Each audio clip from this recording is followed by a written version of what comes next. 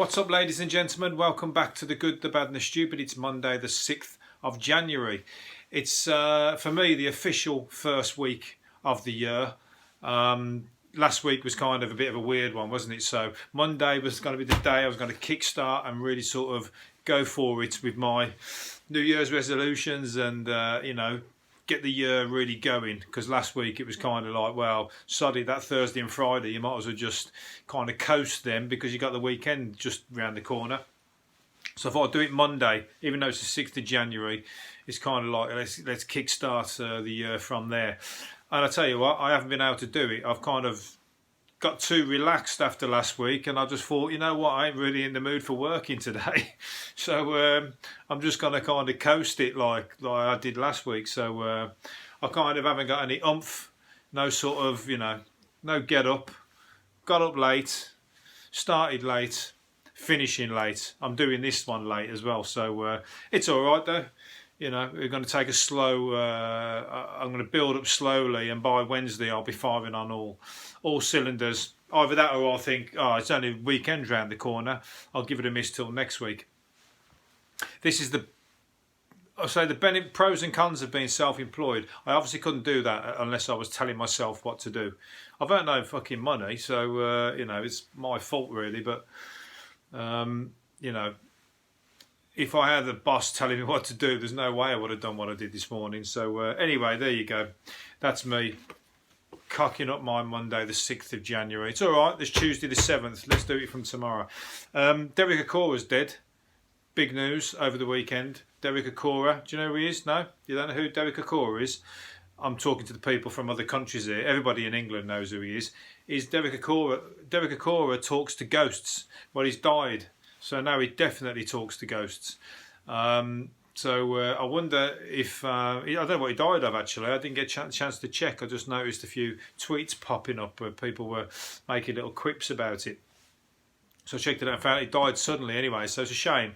But he used to... he was a medium, obviously, and he talked to ghosts on the TV. But I wonder now whether anybody's going to make a programme of him. A programme sort of...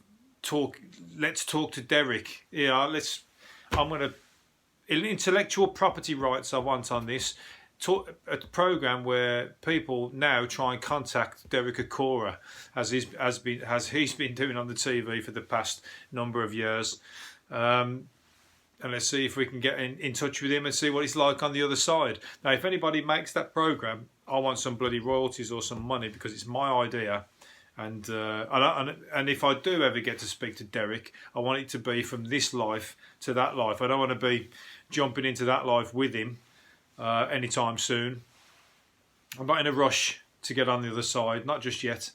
So yeah, if anybody else is talking to anybody on the other side, ask him to look out for him and see if we can set this program up or not. Anyway, let's move on to the big bad load of bollocks news of the current World War III. That's the big bad news. Well, Donald Trump has well and truly fucking put us in the put us as in the world. I'm not American, but put us in the fucking in the position for a war. If you're talking chess moves and that, he's just literally just moved his chess piece right up to him and gone, what the fuck, come on, let's have it. So an illegal move at that. Apparently all the Americans are all talking about or behind the scenes about how he just acted without anybody but the war hawks, who are like fucking nudging him and like pulling his strings and whatever, or fucking goading him. The actual people who are apparently are scrambling around now trying to make up some damage limitation talk on the back of him doing it, rather than sort of trying to create some why he was doing it before it actually happened. So he's just gone ahead and done it without approval, is what I'm trying to say. And now he's saying, and because Iran have said that they're going to hit back. Of course they are, as anybody would. Or, it's just a big fucking bully type situation, isn't it? I mean, I'm sure the guy who he killed is no saint, but You can't just go. There's lots of people who ain't saints. You can't just go and sort of blasting people, important people or part of an establishment of a country. I mean, terrorists, yeah, but like somebody who's working in the army or whatever. There's different ways of doing things, isn't there? Anyway, Iran have put a £62 million bounty on his head. So, I mean, even if you wanted that money, 62 million, you're going to find it very hard to get close to him. You can probably fucking go and pop him. You get away with that, but then you're going to get nicked straight away, ain't you? Because he's surrounded. I mean, when he came to England, he had a convoy of cars. I remember I went past them. I was going one way, and the convoy of cars, there was about 10 fucking black cars, then loads of motorbikes. You know, that's I would say the most important bloke on the planet, or the most hated bloke on the planet. Who knows? But he's got all that security, so you can get close to him, but you're definitely going to get caught. So the only person who's going to do that is somebody who's going to get caught, and then fucking maybe they'll backhand his family or something. But anyway, I'm not telling them how to go about it. But 62 million, some people are going to be fucking tempted with that, ain't they? But I think a comedian's come out and made a joke about it, and they're all getting all fucking uptight about the joke, saying he'd do it for half the money. An American comedian, that is, but I don't know what his name is now. But they're getting all fucking arsey when Donald Trump's tweeting loads of shit, you know, makes comedy of it all anyway. So I think he said he's going to hit back and bomb 52 cultural and important sites of Iran if they try and do anything to them. So, which is basically a war crime by all accounts, because you're not allowed to bomb or specifically target cultural sites on purpose of another country. So, what he's planning to do is actually going to come out as a war crime. So, above the law, that's what they're trying to be. So, yeah, it's fucking dangerous times ahead. So. Anyway, I'm just keeping my head down. I'll just do my thing, do my little podcast here. Hopefully nobody assassinates me for slagging Donald Trump off. Or for anybody else for that matter. I've slagged enough people off on here, so hopefully I don't... somebody just come knocking at my door with a fucking motorbike helmet on. Deliveroo with a pistol. John Travolta. I pulled this out because there was a picture of him... with his bald head. He looks different, doesn't he? He's got no hair now, John Travolta, and he still looks good. But what reminded you? I mean, I wanted to mention that about his bald head, because he's got that such a famous. He's so famous for his hair in Greece and in Saturday Night Fever that you just can't imagine. It's almost like, because there's a picture of him in Greece behind him here. I'm going to show it to the video. Podcast people, there's the videos of these on YouTube. Look, there he is there. Look, he looks like totally bald. I mean, not just even slightly, completely bald. But anyway, I watched Pulp Fiction the other night. Even I've got it on the DVD somewhere. It came on the TV really late, and I stayed up all night watching it because I thought, well, even with the adverts and everything, I didn't have to watch it, but you just do, don't you? You just watch it when it comes on. So, and I got into it. And I remember watching John Travolta's character and everything, because I thought I loved his character in that. But every time I watch it, I just automatically, I think, in the back of my mind, I just think, what's it? I just think Scientology, Church of Scientology, Scientologist. I think he's so good in that film, and all of a sudden, then in the back of my mind, I think he's fucking mental. But he's mental in real life, you know. He's actually... There's no other way about it. If you've ever seen any of those, that one documentary about Scientology, they're fucking loopy. Again, don't come knocking at my door if you hear this, if you are a Scientologist. I'm not slagging you off, well, I am, but, you know, it's just surreal, isn't it? I mean, it's a belief that it's very hard to get on board with. Let's put it that way. I'm going to water it down a little bit now. But yeah, so, and what else was I going to say about him? Oh, the best scene in Pulp Fiction, I wanted to say. The best scene in Pulp Fiction, by far, for me. Well, there's fucking loads, isn't there? But I'm going to say the one that I enjoyed the other night after rewatching it was the one where Marcellus Wallace's wife's had the overdose, and he drives round to the drug dealer's house with the car to give her an adrenaline shot, and they're in there screaming, and he's going, "Get the fucking shot, get the shot," and everyone's screaming at each other. I don't know whether that's improvised or whatever, but it's so fucking wacky and off the wall. But I just cracked up at that. Like, I might even have to dig my DVD out now to rewatch that scene again. Brilliant. And also the music, that scene, the whole bit when she goes to the restaurant, from there up until that bit where she has the shot, with the dancing in the restaurants and they're at the Jack Rabbit Slims. Oh, it's the bollocks. Great film. But then, I mean, I'm going to waste so much time now talking about Pulp Fiction, so I'm going to move on. But it's a great film. Doctors say we should eat more offal to help save the planet. No, we shouldn't. We should not eat meat to help save the planet. That's because I don't eat meat. But I did eat meat, and I used to eat offal when I was a kid. And but because basically people don't eat that, do they? They chuck it away, or it ends up in dog mince, or it probably ends up in pies and everything. It ends up in something. But they're saying here that it goes to waste. People should eat more of it because people don't want to eat it now. People just want the finer cuts, don't they?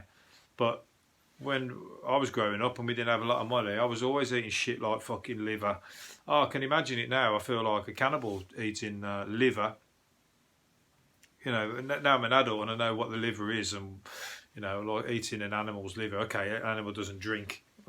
It's not a ruined liver by alcohol or anything, but you just know about its function and everything. It's just weird, anyway. And hearts, lamb's hearts. When I used to go to my nan's, used to eat lamb's hearts and pig's feet and all that kind of stuff. And you might as well eat it if you're going to eat fucking the rest of it. You might as well eat it. I'm not saying, it's like is it Finland or is it Greenland or Finland where they eat the sheep's face, or you have a sheep's head on the plate with whatever else.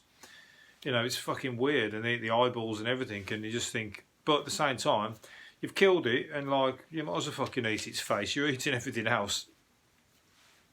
But it's the main thing is to not eat meat now, isn't it? That's the big drive, because it's like climate change and whatever. The young people, that's where they're pushing it anyway. Young kids are already, it's punk now, or it's fucking anti-establishment to do it even. A lot of punk rock and all that, they're vegan for the sake of just saying fuck the fucking system. So, and a lot of kids are buying into that or going that way, and especially then you've got the climate change one. So there's no doubt that the drive is to go meat free in the end.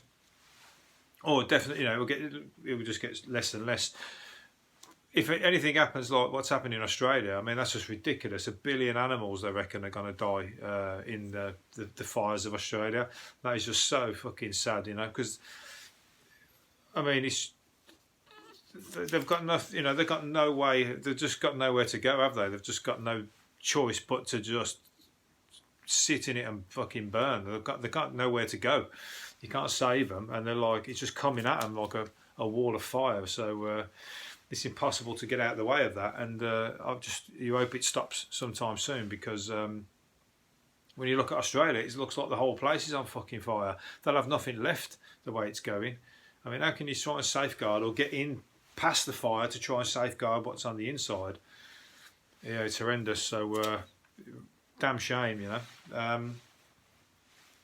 but it's good for the ones that, people are raising money left, right and centre, and a lot of animals are being saved. People are doing their best, so good luck, and hopefully it dies down soon. They need some fucking rain. Pray for some rain over there.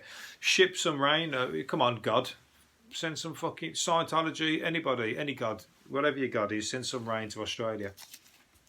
Let's get it sorted. Ricky Gervais has done the Golden Globes.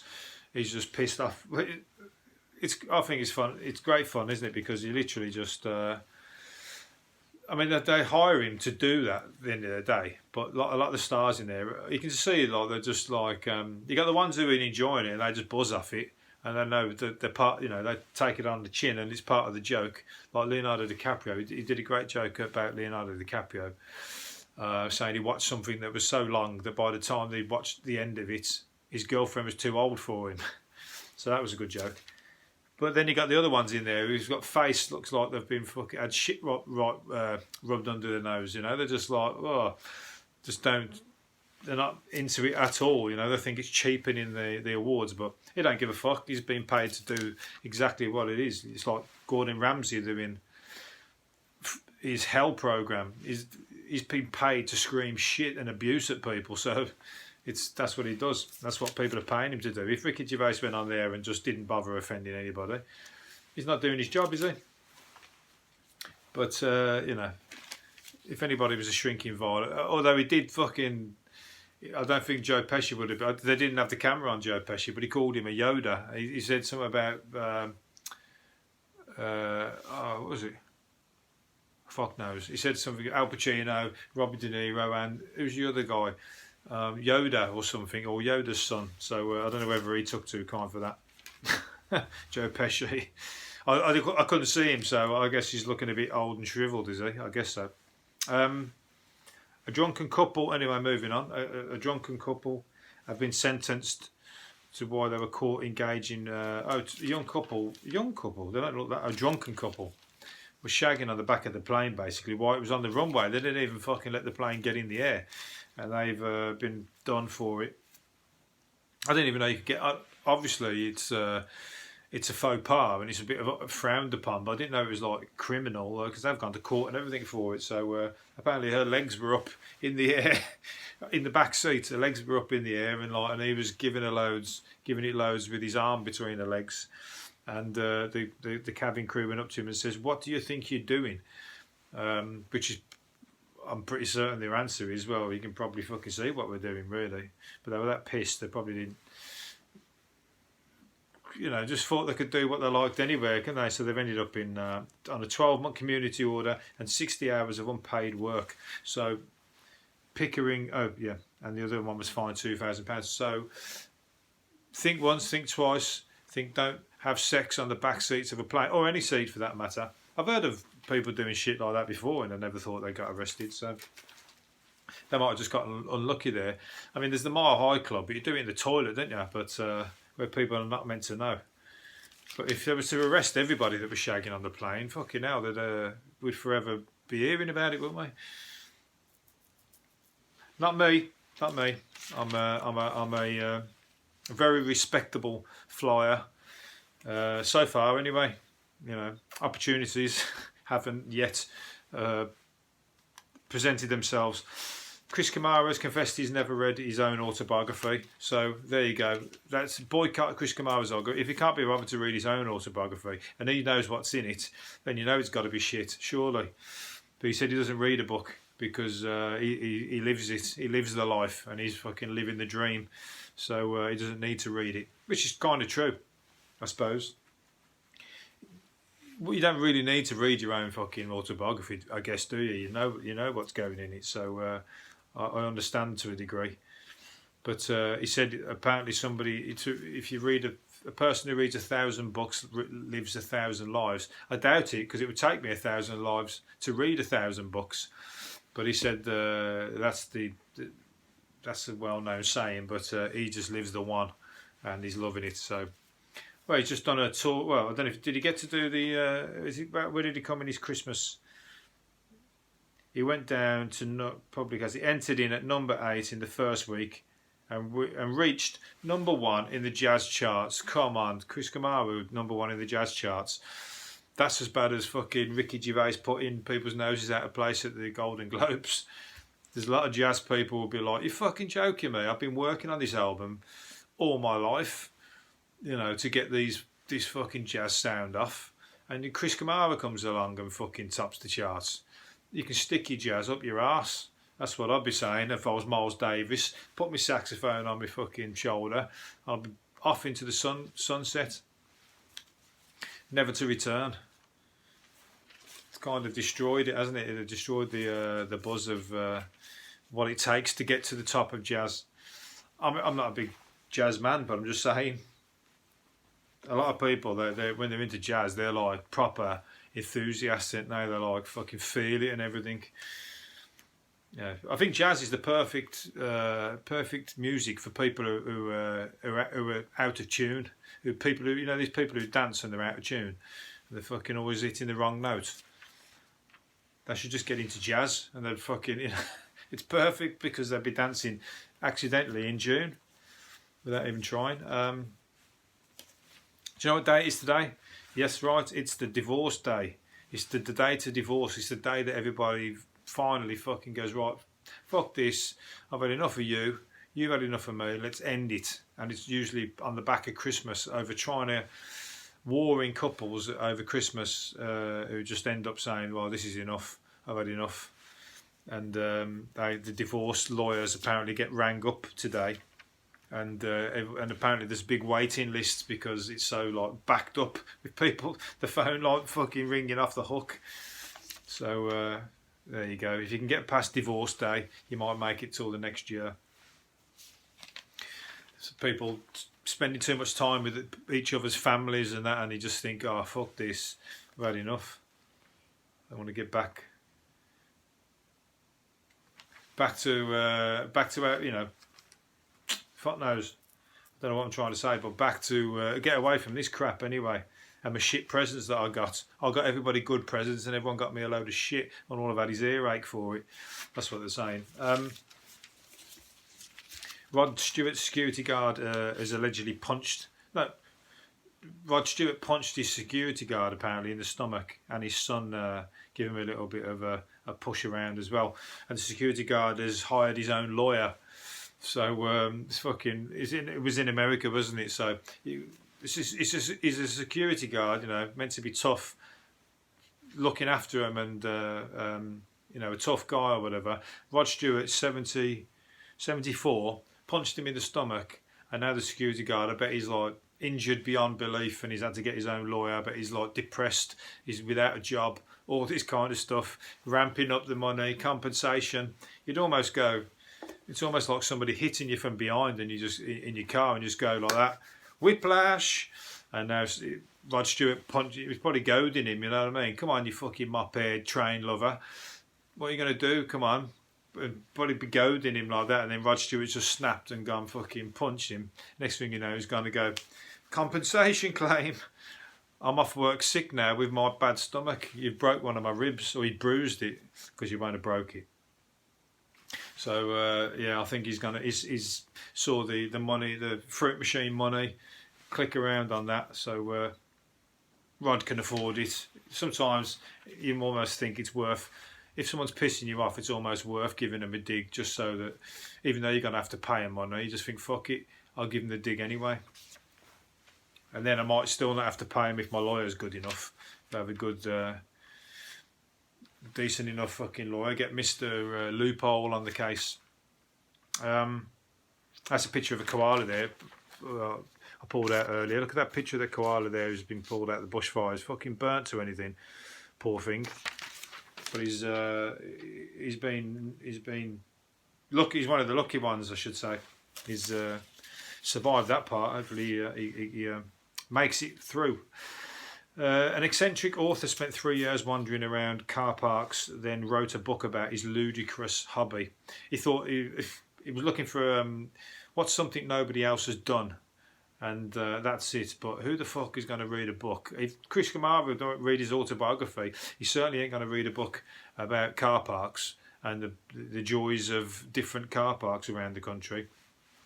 It's got to be the most boring book going, isn't it? So people might buy it as a fucking novelty or a shit present, maybe to get everybody to dump them at Christmas. Maybe you want your partner to give you the elbow on, what was the day called? Divorce Monday, Divorce Day. Maybe buy him that book on car parks for Christmas when he's expecting something really good, and he might just give you the elbow if that's the way you want it to go. What's it called? Car Park Life. Look out for it, or don't. I don't think it's not going to be flying off the shelves, is it? So I don't think it's going to be getting printed too many times. Right, going to finish up on a couple more. I'm rolling on here. There's two more I'm going to do then. Three, bollocks, or two. No, I'm going to do two. I forget. Dr. Helen Shaman's an astronaut, and so she's somebody of some standing and some authority, you could say, about space. And she said that she believes that aliens do exist, and she said that all sorts of forms of life in the universe exist. I believe the same. I believe that aliens. I don't really call them aliens, but it's life, isn't it? I guess they are aliens, but life has got to be. I might have to run this by Brian Cox, because Professor Brian Cox, I think, knows everything about the universe. There ain't a thing that guy doesn't know about the universe. But I don't think he's gave his opinion. Has he given an opinion on it? But what I'm saying is that there's got to be, because it's endless, isn't it? Surely there's got to be something else out there. Has to be. And anyway, she says there's got to be, and she believes that there is. And she said they could have already inhabited Earth, and are so different to humanity. It may be that we simply can't see them. I mean, I don't know about that statement, but well, it could be. I can't actually say they're not fucking walking around like ghosts. Maybe they're the aliens then. But what I mean is that she's saying that if we're made up of carbon and nitrogen, and that's all out there, then aliens could possibly be too. And whether there's an Earth or not is a different matter. But I'm not buying into, if you saw the thing the other day with Andy Bell talking about, he opened his door and there was 1,000 spaceships and fucking hundreds of flying angels at his door asking him to have sex. I don't believe in that. I think that's like fucking off the wall, isn't it? And I've spoke to people who believe that they've been abducted, and they've been very serious about it. And I talked about this the other day as well. They believe it, so who am I to say otherwise? But they were like dead straight faced, and they give a very detailed account of it. And you know, it's somebody who you know to be completely sane apart from that particular statement. So where'd you go with it? You can't really sort of say you're fucking nuts, because they're not generally. So you know, they believe it. Could be a bad dream that's gone over, or maybe they were abducted by aliens. You never know. One day I might be telling you that I've been abducted by aliens, because it might just happen, and then I'm like, fuck, I've got to tell people about that, because it's, you know, they believe it for real. So anyway, it hasn't happened yet. I don't get nothing too exciting has been happening to me so far yet. So come down, check me out. Might get in the Mile High Club on the spaceship instead. A strip club, that'd be one to talk about. A strip club customer, this is the last one. A strip club customer allegedly lost 50 grand in one night, and police training standards want the venue closed. The man says he did not even remember visiting the club. Well, he was obviously off your nut if you don't remember visiting the place. You're putting yourself in fucking bad territory straight away. And he's gone from one of their venues over to the other venue, so he was obviously flashing the cash a bit, because he's gone from one over to the other. So he obviously wanted to see a different group of girls, and he must have finished, you know, chucked his money around in there, and he's gone over to the other one. But he reckons they took 50 grand off his card. And there's another guy who said he had 28 grand took off his card. Sophisticated it is in London. So if you've got that kind of money in the bank, luckily mine wouldn't. There's nothing in mine to draw out, so they couldn't do it to me. But if you've got that kind of money and you're handing your card behind the bar, then you're a fucking fool, because you don't like stick your money behind the bar, your card behind the bar in a strip club. They're always trying to fucking add dots and noughts on it, you hear about it all the time. So it's all cash, isn't it? You can't, like, what are you doing, swiping the card on a lap dance? Don't tell me. This is not a carry-on film. It's all cash, isn't it? You know, cash is king. Right, I'm going to leave it there anyway. I've fucking dragged this one out. We've done a 30-minute session here. So anyway, I'm going to get back to you tomorrow. Hopefully we're going to have a productive day. See you tomorrow night. See you later. Bye.